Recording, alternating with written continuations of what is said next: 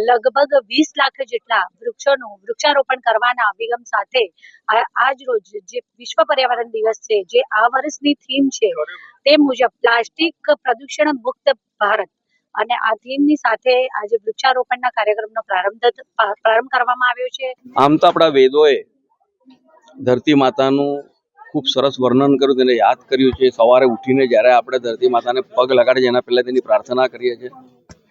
સમુદ્ર વસને દેવી પર્વતસ્તર મંડલે વિષ્ણુપતિ નમસ્તુભ્યમ પાદસ્પર્શમ સમસ્તમ, એટલે કે ધરતીનું શોધન કરવું, શોષણ ન કરવું આપણી આ જે સંસ્કૃતિ છે।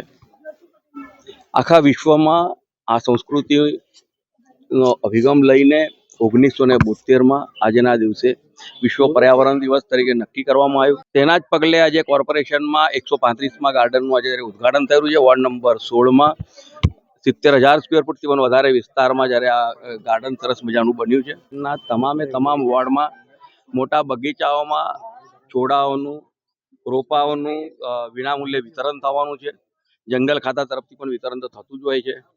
આપના વિસ્તારમાં જ્યાં પણ નાની જગ્યા દેખાય ત્યાં વૃક્ષારોપણ જો કરવું હશે તો આપના વિસ્તારના સામાજિક કાર્યકર્તાઓને, અમારા પ્રતિનિધિઓને, અમારા સંગઠનના મિત્રોને કોઈને પણ આપ જાણ કરશો તો કોર્પોરેશન તરફથી જે આપણાને છોડ જોઈએ છે તે લાવી આપશે અને તેનું જતન કરવા પણ